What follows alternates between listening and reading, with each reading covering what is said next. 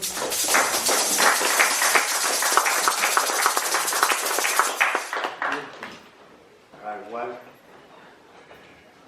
birth name is Tellis D. Johnson. I don't have a middle name. D is my first name. Tellis D is my first name. Johnson is my last name. I go by Chief Nighthawk. Traditionally as Yamasee. Yamasee we are aboriginals to this land. Traditionally as Yamasee, we call a Nighthawk an owl. An owl is called a Nighthawk. So that's where the Nighthawk comes from. It's my animal totem. They gave me the name Nighthawk because I spend a lot of time up at night doing this work, the work that I do. I'm a father. I'm a father of two. I'm an artist. I do all kind of art, work with a lot of different mediums, music, apparel, different mediums. I work with a lot of different art. I'm also a medicine man.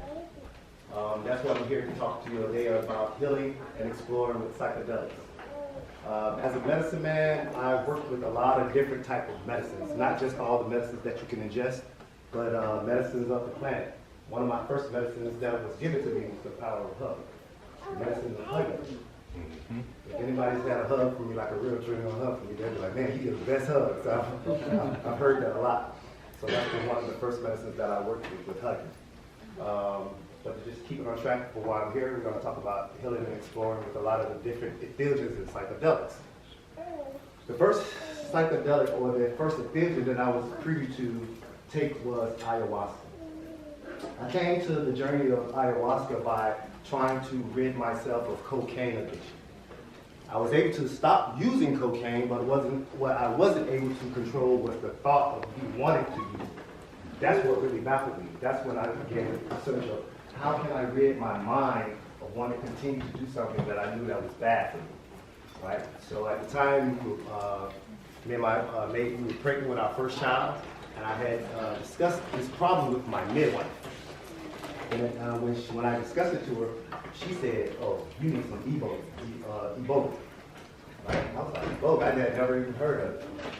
So in the process of me trying to research Iboga, I came across ayahuasca. And ayahuasca really, really seemed to call more to me than Iboga. I know she suggested Iboga, but when I studied up upon ayahuasca, it spoke to my heart more so than the Iboga did. So at the time, I was trying to figure out, man, how do we get down to South America to experience tourism? And then in the process of me trying to figure that out, actual medicine man, he came in town to hold ceremonial space for a group of people that I was privy to sit in. And ever since that day, that one sitting, it changed my life.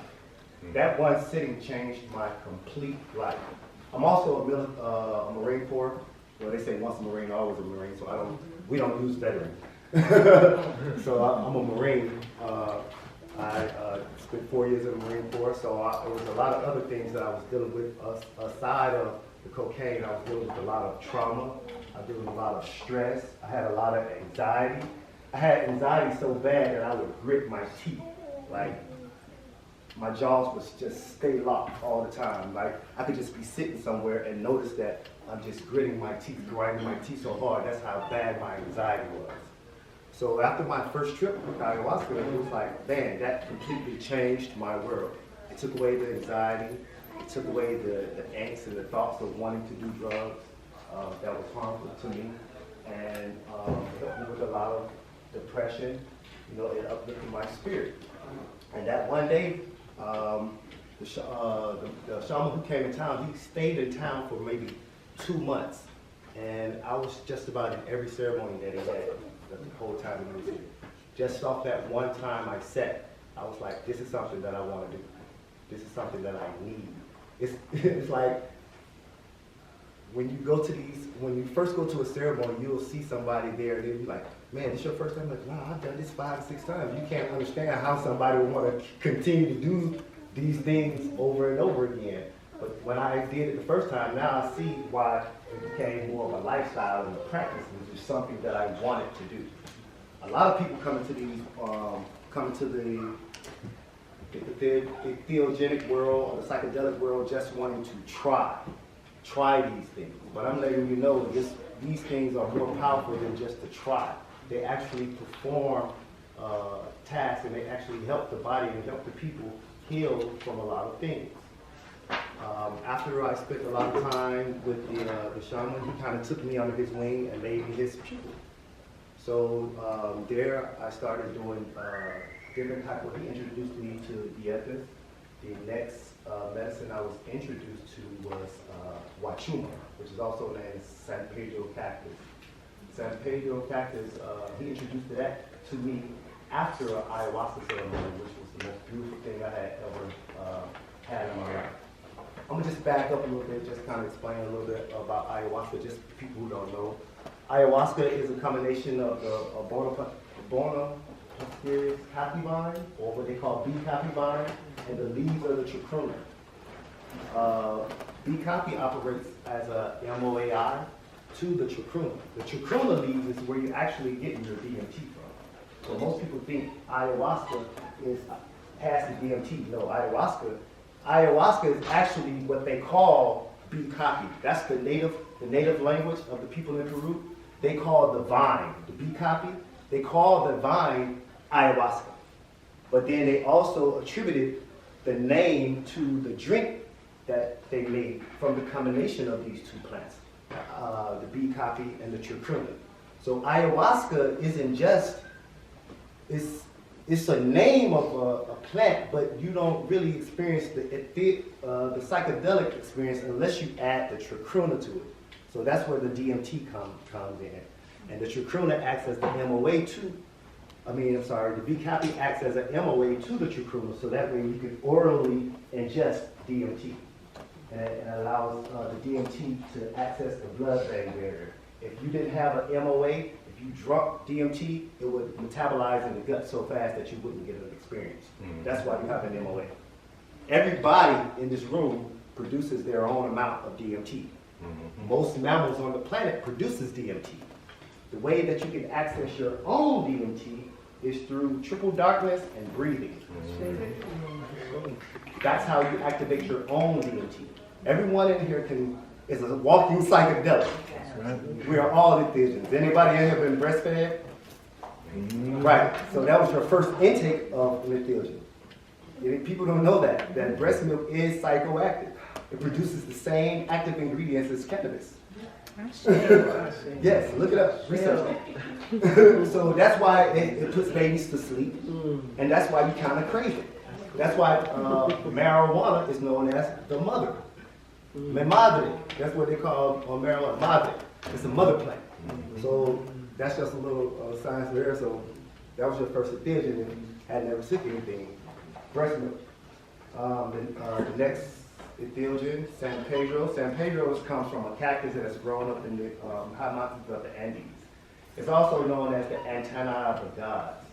It's really, it's rich in masculine, which is the active ingredients in San Pedro, and it's also represented as grandfather because it's crazy because the active ingredients is masculine, so it will be more masculine energy that comes with the plant. So it is very masculine in its approach and how it deals with you. San Pedro is a very connective plant. It helps connect you to the planet. I think ayahuasca and San Pedro helps connect you to the planet. A lot of plant entheogens that I've taken seems to have that message of putting you in connection back with the planet, helping you revive the planet. It seems like it talks a lot about the planet and how your relationship is with the planet. You are symbiotic creatures with this planet and with everything around us. From there, I spent, after San Pedro, I spent maybe, I'd say 3 or 4 years just fully engulfing myself in ayahuasca to the point where I exhausted. I don't know about y'all, but when I'm on these medicines, I ask a lot of questions. That's how I get information. I encourage everyone to go inside these things and ask questions because all the information is written on your DNA code. Right. You just have to ask the question and it'll come up. So on ayahuasca, I asked a lot of questions on ayahuasca to the point where she said, in which I say, just like masculine, we call ayahuasca grandmother. So that's when I say she, that's why I'm saying she, because she has the feminine energy. I asked her so many questions that she told me, you need to go visit the mushrooms.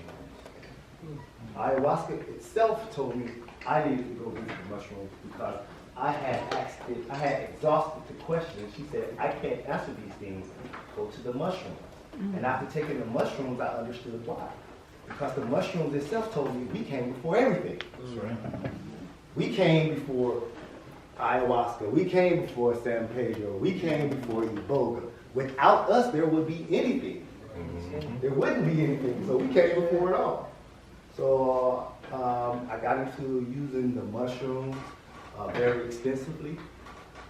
In my quest for looking for some mushrooms, I was actually introduced to, I don't know if people was in here earlier, who was that, Paul Stamos? He was talking about the most powerful mushroom, the Azuriensis. That was actually the first mushroom I got my hand on. And I didn't even know it. I had no idea what, I had no idea what I was taking. And I took 4 grams of Azuriensis. And that first experience of me taking Azuriensis, I surfed the comet through space. I visited several planets, and my mind was blown away. And within that experience, I started having my conversation started changing. And I started, I remember I was talking to one of my friends, his name is Kurt, he lives in North Carolina, but he's actually from Detroit. And I was talking to him, and he was like, man, he said, things you talking about, you sound like this brother Kilindi. You don't know who that is? I was like, nah, I had never even heard of him at the time. He's like, you need to look him up. So that's how I came to know Baba Kilindi. I looked him up, and I was like, man, I had no idea. Like, I thought, because like the Queen said, we thought this was white people shit. But no. This is our technology that we have been using for years and eons. So he really encouraged me to push forward in what I was doing. I had come upon I guess a significant amount of healing inside of me. So what he really encouraged me to do was to go through that exploration. I wanted to be an explorer. I wanted to go as deep as I could and find out much things as I could. This headdress that I have on, all my headdresses were taught to me by the mushrooms. I didn't know how to do any of this. I didn't know how to play the flute. The mushrooms taught me how to play a flute. It was something innate in me that said, I want to learn how to play the flute. I went to a flute building class, I built the flute and learned how to play the flute in one day. And I give credit to the mushrooms for that. And that's real talk. When I wanted to understand more about my culture and the things that we did, I went to the mushrooms. Again, the mushrooms gave me the headdress, technology. Baba Kilindi always talks about how the mushrooms brought forth the technology to the planet as far as clothing, materials, things that we used and whatnot. The headdress, this is a piece of technology. They're designed and used for different things. This is antennae. It's helping me focus tremendously right now.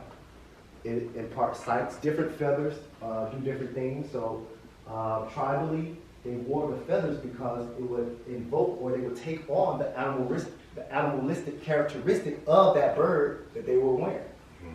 So if you had, most of the times in the old pictures, you see a lot of the chief, they wore eagle feathers. So imagine you going into battle and you got these headdresses on, because they call them headdresses, but this is a war bonnet. Traditionally, these are war bonnets. These were worn into war, because again, you're taking on that animalistic characteristic of the animal. So you're using the spirit of the eagle or the spirit of the bird to fight. Has anybody ever seen an eagle fight? Yeah, they're very tenacious. They very up. Has anybody ever seen a claw? Like it's huge, right? It also imparts sight. You know how great sight a bird has. Right. So you can see your enemy coming before they're even close to you. So those are the things, those are the different designs, the different technologies that of the headdress. So that's why I like to use the mushrooms. I use the mushrooms primarily for exploring. I call mushrooms my Google. When you want to fact check something, go to the mushroom. No, I'm serious. Go to the mushroom. You want to fact check something, go to the mushroom. That's how you Google it. Because all the information is written on the body. It's written in your DNA. The Akashic records. You can tap into the Akashic records using psilocybin mushrooms as well.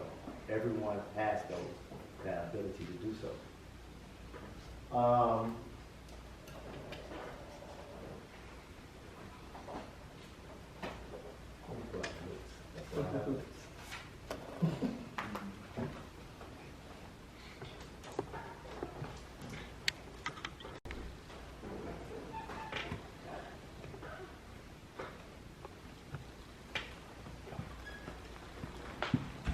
Other different types of psychedelics that I've been privy to.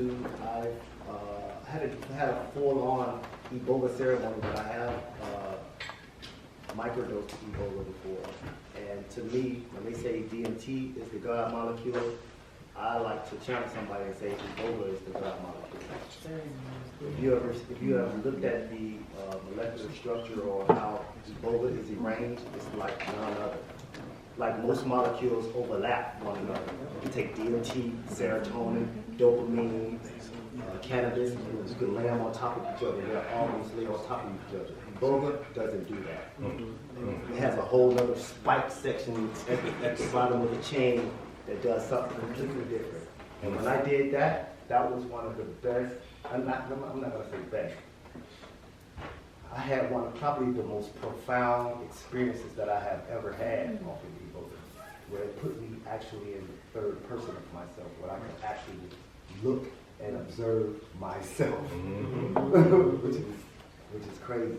And when you're able to do that, you're able to look at a lot of things that you may think are wrong with you. It also helps to change your perception about who you are, how you move in this life, and how you interact with everyone else on this planet.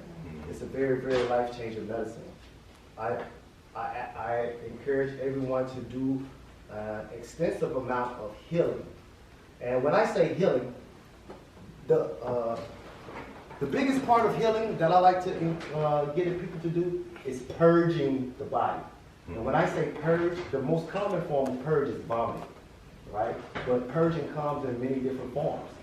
Sweating, sleeping, crying, laughing, sleeping, these are all purges. And purging of the body is very, very necessary because the body can become dense with information. The body holds and stores information, positive and negative. Whatever information it is, it's non-biased to it. It holds it and stores it. So if you're not going through processes to get this information out of the body, then all it is doing is corrupting your system. So I always put it in the context of technology because most people are in here are familiar with technology. It's like your hard drive is dirty. You have a hard drive that is filthy, and your system is lagging. And in order to make that system run more proficient, what do you have to do? Clean your hard drive, right? It didn't say put software on there. You have to do what? You have to remove things from it. Remove things from it. Remove. So ayahuasca is like a big hard drive cleaner. San Pedro, Wachuma, they're like hard drive cleaners. These are medicines that are hard drive cleaners. Cambo is a purgative, which is a hard drive cleaner. It resets you. It helps recalibrate the body. Then it's good to go back in with software, such as DMT crystals, psilocybin mushrooms. Psilocybin mushrooms is probably the biggest software component out there. Because like I just told you, it can answer any question that you may have or you may pose that. So it's like the software. But before you start putting that software onto your hard drive, I encourage everyone to go through a series of cleaning your hard drive. purging your body for all the negative things that you may have picked up, rewriting the programming that you may be accustomed to. My mom's a minister. I was raised in the church. And when I say raised in the church, I was in the church like 4-5 days in a week. Anybody know that Monday, Wednesday, Thursday, Saturday, Friday, Saturday, and Sunday? Yeah. Twice on Sunday. Yeah, right, twice on Sunday. Yeah, that was me. So I had a lot of programming that I had in my mind. I went through a lot of things that put a lot of programming in me. Christianity, went from that to the Marine Corps. Right, a lot of programming. Got out of the Marine Corps. When I got out of the Marine Corps, I sold dope for 7 years. So I had street programming that was on me. So all these programs I had to get out of my body. And I wouldn't have been able to get these programs out of my body if it hadn't been for a lot of these hard drive cleaners. So again, ayahuasca, Cambo. Cambo you can do as much as you want. There's no limit to Cambo. You can do it every day. So Cambo is one of those medicines that's accessible if you want to clean yourself quick and fast. I say go to the Cambo. Yes, purging the body. And after you get to a level of healing, then that's when I encourage doing exploring. If you're using mushrooms, man, don't be scared. Take them. 15, 20, 30 grams. You would have to consume your whole body weight for any toxicity to set in. Imagine that. Who in here can eat 100 pounds of mushrooms? Nobody. Not in one setting. And everybody probably weigh more than 100 pounds. So again, you would have to eat your whole body weight just for any toxicity to set in. So when it comes to eating mushrooms and exploring, I'm telling people to go in. Go hard. Because that's where you're going to get the information from. It has kind of taken a step back because there's so much talk about healing with the mushrooms, and now it's microdosing and doing all these things. But we are in the time that we should be evolving. Right. Yes. This is the evolution time. And you're not going to evolve if you're not going out there getting the information to bring back to help evolve the planet. How do you think they evolved the planet? They had to go there to get it and then bring it back to manifest it in this 3D world. So we can't evolve as a species if we're not exploring. So after you have done your healing, and some people say we always heal.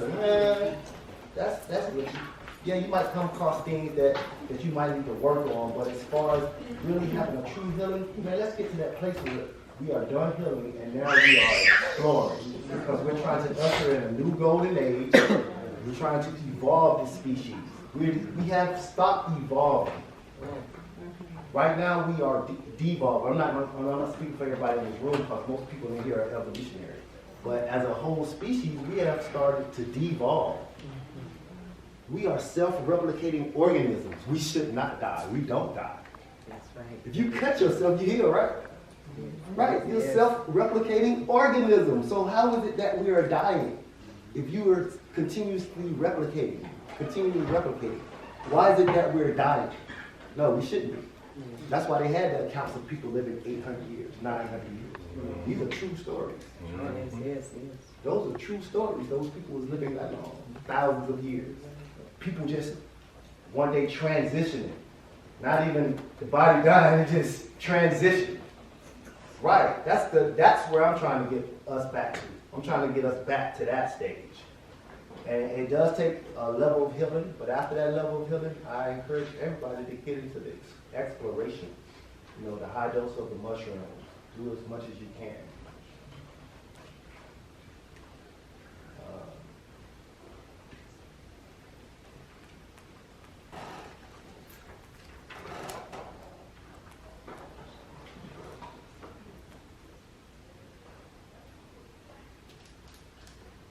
Yes.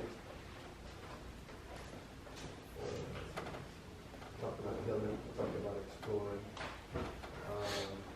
My message is pretty pretty short and concise. I'd just like to even tell my story that I am the standing example of the possibilities that can happen with psychedelics. What you're seeing now is just the byproduct of me using psychedelics to heal myself. I wasn't always this person. I wasn't always this soft-spoken. I was, I guess, a menace to society in some ways. I truly was. But, you know, I thank myself, you know, for having the courage. I thank all you all who are here, if you have taken some any entheogens, to having the courage to take those things. And I'd just like to open up the floor if everybody have any questions. Because we haven't had a lot of Q&A. Yes. Yeah, you spoke about the, oh my God, I gotta say that. Well, you spoke about how people have been living for hundreds and thousands of years. And I actually came across something I read in passing where I believe people are getting closer to, or researchers are getting closer to understanding the mechanism of immortality. Yes. And it's because of there's like a certain DNA sequence that, you know what I'm talking about? Where the cell doesn't remember how to replicate itself. It starts to lose itself, its memories in order to keep itself healthy. So what the research is showing is that they're able to help that cell remember how to keep itself healthy, and so let's say my hair is getting gray, I can teach my hair to stay young. Right. They're doing that right now with skin. They're doing that with skin, right? Yeah. And a lot of that can come from what Brother Sincere started saying, is the placebo. You can think that. A lot of this starts with the thought. That's what I said. You are the entheogen. That's right. And a lot of the programming is not. It's diverting from believing. Yes, you are the entheogen. We'll always remember that. Become the medicine. Do the medicine so much that you become the medicine that you don't have to really take anything to go out there and do these things. Yes. You mentioned is Iboga? Is that Yes. E-B-O-G-A? I-B-O-G-A. I-B-O-G-A. Yes. Anybody heard of Sananga? Eye drops? Did you know Sananga and Iboga have the same active ingredients? Ibogaine. Yeah. Ibogaine is the same active ingredients as Iboga. You can actually have a slight journey off Sananga. Yeah, you do enough of it. You keep putting it up. Don't just drop it. Keep dropping them in there. Keep dropping them in there. It'll actually take you someplace. Yes. Yes. Wow. I just wanted to point out that what you were saying about the body not regenerating, not healing itself. Yeah. And I talked to quite a few doctors back in my day, and they could never explain it. They didn't know why. They would always say that the body is supposed to, the way it's put together, is supposed to continue to regenerate and heal. So they didn't understand why we got to a certain age and everything just seemed to shut off. Right. And so what the young man is saying about that DNA sequence that is inactive, right, leads back to what Moody was saying earlier about Gilgamesh and all of the Sumerian gods and gods of the Bible. So when we get to that verse in the Bible where God says, "I shall not stand man to live forever," that's where the change is. Right? And in the Sumerian text, you know, you did have these two brothers, gods. Yeah. One loved us, one couldn't stand us, right? And the one that loved us tried to keep us going, and the one that couldn't stand us took that genetic marker and Out of us. shut it off. Okay. Yeah, that's what I have. Yes. So I know you're talking about like your experience with Christianity. Do you feel like the programming that has been like imparted on us through just the way we have to live in this society, or that Repeat that one more. do you think some like the Christianity that you went through and different programming that you had to undo during the healing journey? How do you feel like, or do you feel like the Christianity and some of those certain programs like bound your consciousness? Boxes. and we should be limitless. So that's why they say get out the box, right? Because all these things put you in the box. Every religion is going to put you in the box. You're only going to be able to think. It's only going to let you think so far. It's only going to let you express yourself, but so far. So they all put you in a box. Everything for you. Yeah, it thinks for you. It's giving you the program in which to run and think on. It's a software. That's why they call it a program. Yes. Yes.